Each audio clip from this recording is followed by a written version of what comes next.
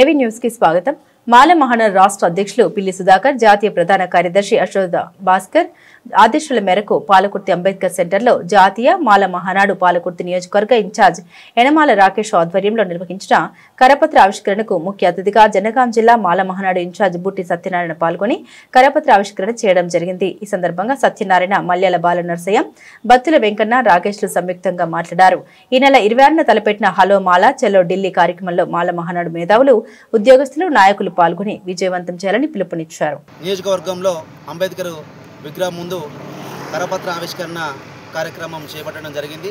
దీనికి ముఖ్య అతిథులుగా జనగామ జిల్లా ఇన్ఛార్జ్ బుట్టి సత్యనారాయణ గారు, వర్కింగ్ ప్రెసిడెంట్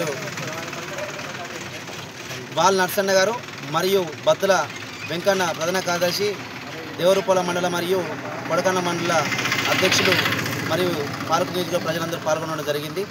మా యొక్క ఈరోజు కరపత్ర ఆవిష్కరణ యొక్క ఉద్దేశం ఏంటంటే, రాజ్యాంగ హక్కుల సాధన సభ కార్యక్రమం 25, 26వ తారీఖు నాడు చలో ఢిల్లీ కార్యక్రమంలో మా మానవులంతా పోయి అద్దంకి దయాకరణ, పిల్లి సుధాకరణ నేతృత్వంలో జరిగే సభకు యావత్తు రాష్ట్ర ప్రజలందరూ కూడా రావాలి, పాల్గొనాలని చెప్పేసి ఈరోజు మా పాలకుర్తి నియోజకవర్గంలో కరపత్ర ఆవిష్కరణ చేయడం జరిగింది. ఈ యొక్క మా యొక్క ఉద్దేశం ఏంటంటే, గత ప్రభుత్వం వచ్చినప్పటి నుంచి ఎప్పుడు లేని విధంగా ఇప్పుడు మాలలను మరియు ఇతర ఏదైతే ఎస్సీ వర్గీకరణ కులాలు ఉన్నాయో వాళ్లకు మాకు విడదీసి మాకు అన్యాయం చేయడం జరిగింది. ఆ అన్యాయంలో ఉన్నటువంటి యొక్క మా మాలలే ఈ యొక్క రాష్ట్ర ప్రభుత్వాన్ని కానీ కేంద్ర ప్రభుత్వాన్ని కనబడరు. అంటే మా యొక్క బిడ్డలే, మాల బిడ్డలే మీకు అంటే రానున్న రోజులలో కానీ ఎలాంటి అవకాశాలు లేకుండా మాకు ఉద్యోగాలలో కానీ చదువులో కానీ ఏ వ్యవస్థలో కూడా మమ్మల్ని అణచివేసిన పద్ధతి కనబడ్డది. సుప్రీంకోర్టు కానీ హైకోర్టు ఇచ్చినటువంటి తీర్పును వ్యతిరేకించి మాకు ఈ యొక్క ప్రభుత్వం ఉన్నటువంటి ప్రభుత్వం ఏదైతే ఉందో దాన్ని మాకు ఇప్పుడు అన్యాయం చేయడం జరిగింది. దీన్ని ఉద్దేశించి మేము ఢిల్లీ ప్రోగ్రాంకి మా యొక్క రాష్ట్ర అధ్యక్షులు పిల్లి సుధాకర్ గారు పిలుపునివ్వడం జరిగింది. రోస్టర్ విధానంలో ఏదైతే ఉందో 22వ స్థానంలో ఉన్నటువంటి ఒక విధానాన్ని దాన్ని తీసేసి మాకు ఎమ్మటే 15 లేదా 16 స్థానాల లోపల ఇవ్వాలని కోరుకుంటా ఉన్నాం.